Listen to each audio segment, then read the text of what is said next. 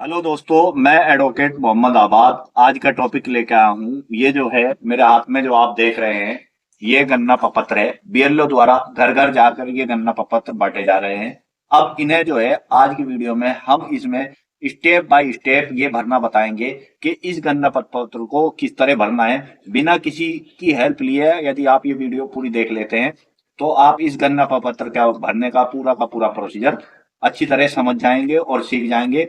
Video में ज्यादा time न लेते हुए मैं आपको जो है इसे गन्ना प्रपत्र के बारे में बता रहा हूँ। तो ये जो आपने प्रपत्र देखा है, इसमें सबसे ऊपर लिखा हुआ है भारत निर्वाचन आयोग, उसके बाद गन्ना प्रपत्र, और फिर जो है कॉन्टैक्ट नंबर बीएलओ का लिखा है, नाम भी लिखा हुआ है, कॉन्टैक्ट नंबर भी लिखा हुआ है। यदि आपको कुछ पूछना पड़ जाए तो आप इसमें नंबर पे कॉन्टैक्ट करके बीएलओ से पूछ सकते हैं।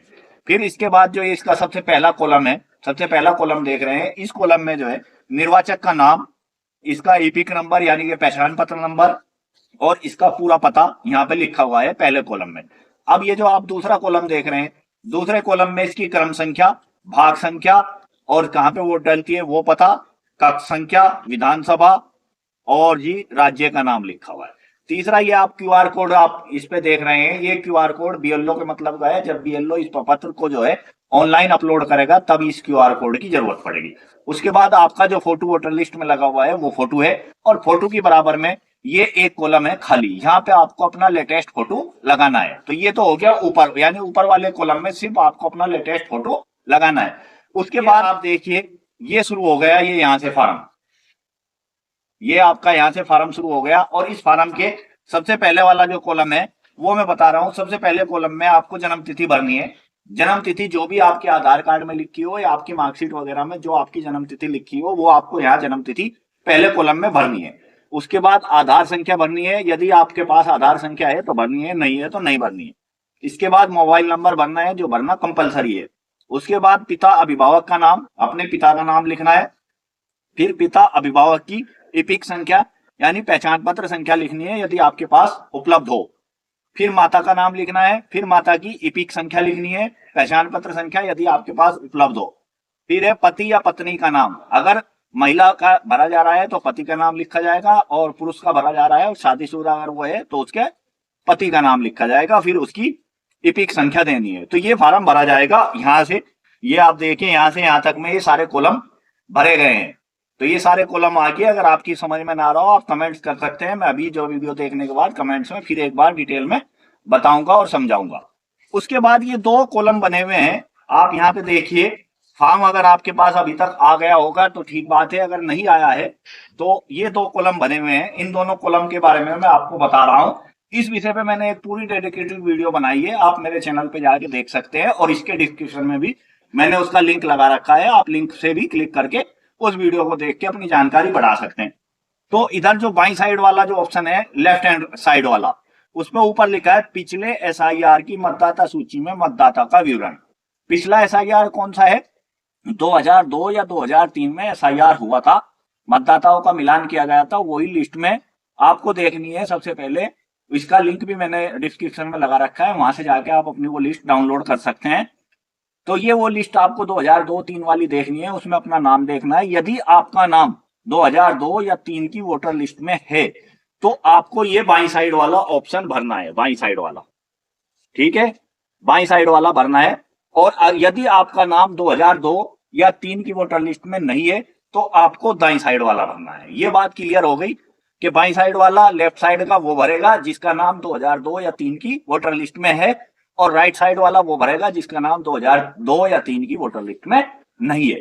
तो अब इसमें क्या भरना है देखो मैं आपको बता दूं। सबसे पहले इसने लिखा निर्वाचक का नाम। सबसे पहले आपको वो लिस्ट डाउनलोड कर लेनी है, उस लिस्ट में जहां आपका नाम लिखा हुआ है वहां से भरना है। निर्वाचक का नाम, इपिक संख्या, वही पहचान पत्र संख्या होगी, भरनी है।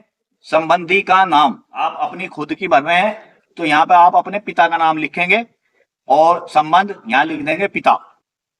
फिर जिला, वो वोट, अगर आप उसी जिले उसी विधानसभा में रह रहे हैं तो आपकी वोट उसी जिले की भी हो सकती है। आप अगर अपना जिला छोड़ के किसी दूसरे जिले में निवास कर रहे हैं तो आपकी वोट पिछली 2002-3 वाली किसी और जिले की भी हो सकती है, तो उस जिले का नाम यहाँ पे आपको लिखना है जिस जिले में वो वोट थी। फिर उसके बाद राज्य का लिखना है, यदि आप उसी राज्य में निवास कर रहे हैं तो अपने राज्य का लिखिए, नहीं तो आपको उस राज्य का नाम लिखना है जहां पे आपकी 2002-3 में वोट थी। और उसके बाद ये विधानसभा निर्वाचन क्षेत्र का नाम, किस विधानसभा में आपकी वोट थी उस विधानसभा का नाम यहाँ पे लिखना है। फिर अगले जो कॉलम आए विधानसभा निर्वाचन क्षेत्र की संख्या, ये भी वहीं उससे जो आप लिस्ट डाउनलोड करेंगे वहीं लिखा हुआ होगा, वहां से ये संख्या भरनी है, वहीं से भाग संख्या भरनी है और वहीं से वोट की क्रम संख्या भरनी है। ये हो गया बाई साइड वाला भरने वाली बात। और दाई साइड वाले पे क्रॉस का निशान इस तरह कट मार देंगे, ऐसे पेंसिल खींच देंगे, दाई साइड वाले पे आपको कुछ नहीं करना है। ठीक है, अब बात आ गई, यदि किसी का नाम 2002-2003 की वोटर लिस्ट में नहीं है तो उसे जो है मैंने आपको बताया था राइट साइड वाला, ये वाला राइट साइड वाला भरना है।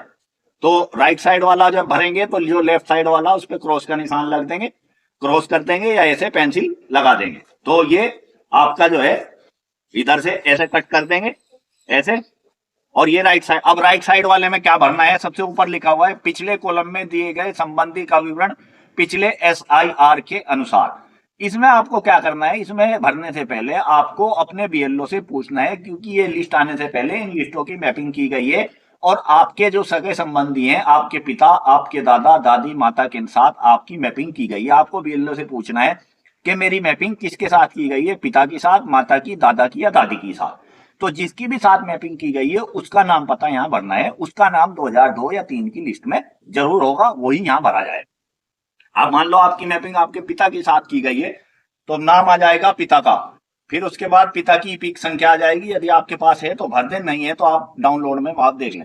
फिर यहाँ संबंधी का नाम, यही नाम आएगा जो ऊपर पिता का भरा है यहाँ। फिर आएगा संबंध, संबंध वो आपके पिता हैं, आप क्या हैं इनके पुत्र, आपका क्या रिश्ता है पिता पुत्र का, तो यहाँ पे लिखा जाएगा पुत्र। अगर आपके दादा का भरा जा रहा है तो आप लिखोगे यहाँ पोता। फिर ये आ गया जिला, जिस जिले में उनकी वोट थी उस टाइम में, जो मैंने यहाँ बताई थी बात, वही यहाँ पर बात लागू हो रही है। जिस जिले में उस टाइम वोट थी वो यहाँ पे जिला भरना है, वही राज्य भरना है, और उसके बाद उसी विधानसभा की क्षेत्र की संख्या, भाग संख्या और क्रम संख्या, ये चीज भरनी है। तो ये चीजें आपको एक बार फिर मैं बता दूं, लेफ्ट साइड वाला वो भरेगा जिसका 2002 और 3 की वोटर लिस्ट में नाम है, और राइट साइड वाला वो भरेगा जिसका नाम 2002 या 3 की वोटर लिस्ट में नहीं है, आपके संबंधी का है, आपके पिता का या दादा का है। और महिला वालों के उसमें यहाँ पे जो है अपने मायके से लाके अपने मायके वाला सिस्टम भरेंगे। और उसके बाद ये 3-4 नियम दिए गए हैं, ये आप पढ़ लें। और यहाँ पे जो है आपको जिसका ये फॉर्म भरा गया है ऊपर, जिसके भी ये गणना प्रपत्र है उसके यहाँ पे सिग्नेचर होने हैं। यदि वो मौके पे अवेलेबल नहीं है या आ नहीं सकता तो उसके परिवार में उसके पिता, उसके बड़े भाई, कोई भी बालिक, उसकी पत्नी यहाँ पे साइन कर सकती है। फिर उसके बाद BLO मिलान करेगा, मिलान में जब सही पाया जाएगा तो यहाँ BLO अपने सिग्नेचर करके फॉर्म को अपने पास सबमिट कर लेगा। यह है इस फॉर्म के भरने की पूरी प्रक्रिया, जो मैंने आपको अभी बैठे बैठे अच्छी तरह बता दी, समझा दी। यदि फिर भी यदि आपको कोई बात समझ में ना आई हो, कोई क्वेश्चन आपका रह गया हो, तो आप मुझे इस वीडियो पे कमेंट्स करिए, मैं उस कमेंट्स को पढ़ के उसके ऊपर भी वीडियो बनाऊंगा, अपने चैनल पे अपलोड करूंगा और आपकी हर सवाल का निस्तारण करने की पूरी कोशिश करूंगा। दोस्तों इस वीडियो को ज्यादा से ज्यादा शेयर करें, बिल्कुल भी डरे ना, घबराए ना, बिल्कुल नॉर्मल ये काम चल रहा है वोट बनाने का, इसमें BLO का पूरा सहयोग करें, अपना थोड़ा सा एक्टिव रहें। सिर्फ एक फोटो इस पे आपका लगा है, यही चाहिए। इसकी साथ, इस फॉर्म के साथ कोई भी डॉक्यूमेंट फिलहाल अपलोड नहीं करना है।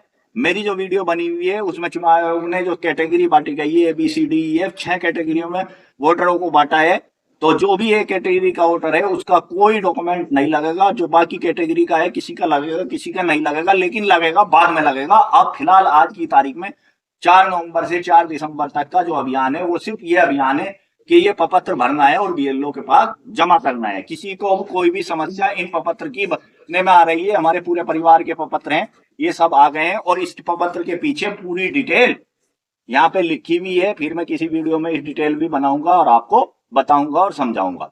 ठीक है दोस्तों, आज की वीडियो आपको कैसी लगी, अच्छी लगी हो तो लाइक करें, शेयर करें और चैनल को सब्सक्राइब करें।